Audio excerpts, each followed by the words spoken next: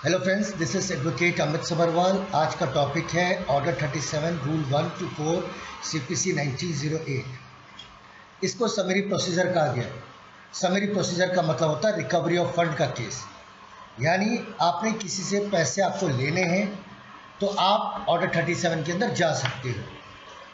Clear है? Next slide में पढ़ेंगे कि ऑर्डर 37 कैसे एप्लीकेबल होगा। Let's go. Order 37 rule 1 CPC define ये करता है कि कौन कौन से कोर्ट है जहाँ पे आप ऑर्डर 37 का केस डाल सकते हो। पहला है हाई कोर्ट, दूसरा है civil court, city civil court, तीसरा है court of small causes and other courts. Depend करता है कि कितना पैसा है। अब मान लीजिए 3 करोड़ किसी से लेने हैं या 4 करोड़ लेने हैं तो वो हाई कोर्ट जाएगा। सिविल कोर्ट के पास वो पावर नहीं होगी, तो सब कोर्ट के पास एक पावर होती है कि इतने इतने अमाउंट तक का आप देख सकते हैं। क्लियर है? चलते हैं नेक्स्ट पर।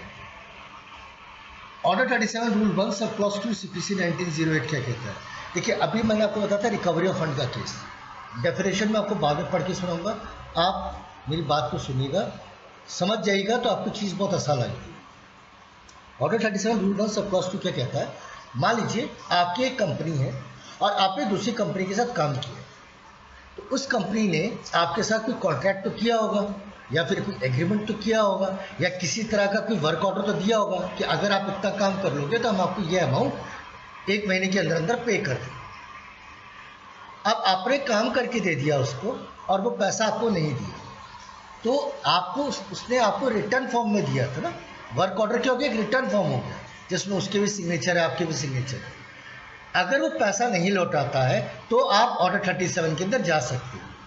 ऑर्डर 37 बेसिकली कहता है कि अगर आप किसी को पैसा देते हो और वो रिटर्न फॉर्म में होता है या किसी तरह का कॉन्ट्रैक्ट होता है या किसी तरह का इन्वॉइसेस शेयर होते हैं, जैसे आपने उधार दिया हुआ किसी को माल, तो आप इन्वॉइस भेज देते हो उसको और कहते हैं रिसीव करके दे दो, तो उसको बिल ऑफ एक्सचेंज कहते हैं। तो किसी तरह का लिखित में कॉन्ट्रैक्ट फॉर्म या किसी तरह का रिटर्न फॉर्म में कोई भी चीज़ हो, तो आपको अगर पैसा किसी ने मारा हुआ है या दबा के बैठा हुआ है तो आप ऑर्डर 37 का सहायता ले सकते हो। इसमें आपको पैसा बहुत जल्दी मिलता है, बशर्ते कि वो रिटर्न फॉर्म में हो। आपको क्लियर हो गया order 37 rule 1 sub clause 2? Correct. चलते नेक्स्ट स्लाइड पे। रूल 2 CPC 1908 क्या कहता है कि देखिए, जब आप ऑर्डर 37 के अंदर जाते हो तो आप एक प्लेंट फाइल करते हो एक लॉयर को लेके, तो वो उस प्लेंट के अंदर पूरा आपका ब्यौरा देता है, फैक्ट्स क्या है केस के, आप कौन हो, आपने जिसको पैसा दिया उसका क्या बिजनेस है। आप समझिए मेरी बात को, ठीक है? उस पर पूरी डिटेल आपको देनी पड़ेगी। आपने पैसे कब दिए, आपने इनवॉइस कब जनरेट किया, आपका ये एग्रीमेंट कब साइन हुआ, आपने ये कॉन्ट्रैक्ट कब साइन किया, ये बिल ऑफ एक्सचेंज किस डेट का है, कितने पैसे आपको लेने हैं, ये सारी चीज़ें आपको बतानी पड़ेगी प्रिंट के अंदर। और साथ में लगेगा लिस्ट ऑफ डॉक्यूमेंट। मान लीजिए जैसे मैंने बताया वर्क ऑर्डर है, तो वर्क ऑर्डर की कॉपी लगेगी साथ में। अगर किसी तरह का आपने कॉन्ट्रैक्ट साइन किया हुआ है पैसे को लेके, तो कॉन्ट्रैक्ट का पेपर लगा होगा। किसी तरह का एग्रीमेंट साइन है तो एग्रीमेंट का पेपर लगेगा। किसी तरह का कोई लिखित फॉर्म हो तो ऑर्डर 37 के अंदर जाया जा सकता है और आपका पैसा जल्दी से जल्दी मिल जाएगा। लास्ट में फ्रेंड्स, आपको कोर्ट फीस भी लगानी पड़ेगी इस ऑर्डर 37 के अंदर। अगर आप कोर्ट फीस नहीं लगाओगे तो फिर कोर्ट आपका प्लेन डिसमिस भी कर सकता है, या कोर्ट आपको ये भी बोल सकता है कि आपको मैं 7 दिन का टाइम दे रहा हूँ, 10 दिन का टाइम दे रहा हूँ, आप कोर्ट फीस इस पर अटैच करें। ये है ऑर्डर 37 रूल 2 के अंदर। ये क्लियर है? चलते रूल 3। रूल 3 क्या होता है? देखिए, आप मेरी बात समझिए। प्लेंटिफ ने केस डाला, उसका केस एक्सेप्ट हो गया, उसका केस एक्सेप्ट हो गया, तो कोर्ट ने क्या किया? समन भेजा। समन के साथ साथ प्लेंट की कॉपी भी जाएगी कि इस प्लेंटिफ ने आपके खिलाफ ये केस डाला है और 2 लाख रुपए वो आपसे मांग रहा है, ये इनवॉइसेस दिए हैं, ये रिटर्न फॉर्म पे कॉन्ट्रैक्ट साइन हुआ है और आपने अभी तक पैसे को नहीं दिए हैं। तो आप जिस दिन समन उसको मिलेगा उसको 10 दिन के अंदर अंदर, सुनिएगा, जैसे आज समन मिला तो आज से 10 दिन काउंटडाउन शुरू। 10 दिन के अंदर अंदर उसको कोर्ट के अंदर अपना अपीयरेंस देना होगा या किसी लॉयर के साथ जाके उसको अपना अपीयरेंस देना होगा। क्लियर है। और अपेरेंस भी लिखना होगा, बताना होगा कि सर ये केस में कॉन्टेस्ट करना चाहता हूँ, मैं लड़ना चाहता हूँ। कोर्ट आपसे पूछेगी क्यों लड़ना चाहते हैं आप।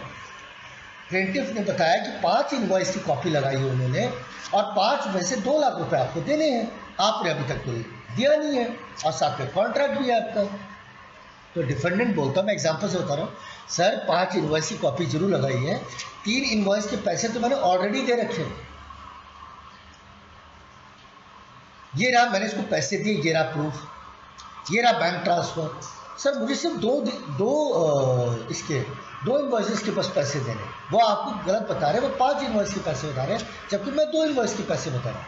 तो कोर्ट उसकी चीज़ को वो एक्सेप्ट करती है, depend on the case to case basis and the list of documents and the evidences. ये होने के बाद कोर्ट उसको लीव टू डिफेंड उसका एक्सेप्ट करती है। लीव टू डिफेंड का मतलब है कि ठीक है, कोर्ट एक्सेप्ट करती है कि आपका जो रिप्लाई होगा, आपकी जो बात है वो मैं सुनने के लिए तैयार हूँ, मैं एक तरफा सुनवाई नहीं करूँ। ये है रूल 3। और अगर 10 दिन के अंदर, समन रिसीव होने के 10 दिन के अंदर अंदर अगर डिफेंडेंट नहीं जाता है, कोर्ट पे अपीयरेंस नहीं देता है, वो अपने प्लीडर के साथ नहीं आता है, तो फिर कोर्ट एक्स पार्टी कर देती है। कोर्ट फिर बोलती है प्लेंटिफ ने जो प्लेट बनाया है वो उसको कंसिडर करती है, उसके सारे पॉइंट्स को कंसिडर करती है और उसका एक्स पार्टी कर देती है। अब 2 लाख रुपये प्लेंटिफ को लेना, फिर वो एग्जीक्यूशन में चला जाएगा, उसके बाद डिफेंडेंट को दिक्कत हो जाती है। अगर एक्स पार्टी होगा तो 10 दिन के अंदर अंदर आपको अपीयरेंस होना ही होगा डिफेंडेंट को, नहीं तो प्लेंटिफ को एक्स पार्टी हो जाएगा। क्लियर है। चलते next slide. Order 37 rule 4 CPC क्या कहता है, power to set aside decrees. अब डिफेंडेंट तो 10 दिन में तो पहुंचा ही नहीं कोर्ट पे, इधर कोर्ट ने एक्स पार्टी कर दी, अब डिफेंडेंट भाग के आ रहा है, ये सॉरी सर मैं आ नहीं पाया। तो डिफेंडेंट को लॉजिकल रीजन बताना पड़ेगा कि आप 10 दिन के अंदर क्यों नहीं आ पाए। अगर उसका रीजनेबल कॉज है कि हाँ वो नहीं आ सकता था, तो कोर्ट शायद जो एक्स पार्टी हुआ है वो सेट असाइड कर देगी और डिफेंडेंट को मौका दे देगी, ठीक है आप अपना रिप्लाई एफिडेविट के साथ लेके आए। और अगर कोर्ट को लगा कि नहीं रीजनेबल क्लॉज नहीं है, बस ये ऐसे ही बोल रहे हैं, तो कोर्ट कैंसिल करती है और प्लेंटिफ को बोलती है आप एग्जीक्यूशन में चले जाओ, इससे पैसे लेते हैं। तो ऑर्डर 37 फ्रेंड्स वो कहता है कि अगर किसी को आपने पैसे दिए हैं या किसी से लेना देना है तो लिखित फॉर्म पे हो। अगर लिखित फॉर्म पे नहीं होगा तो आप ऑर्डर 37 के अंदर नहीं जा सकते, फिर आप ऑर्डिनरी सूट डालिए जिसमें वक्त लग जाता है।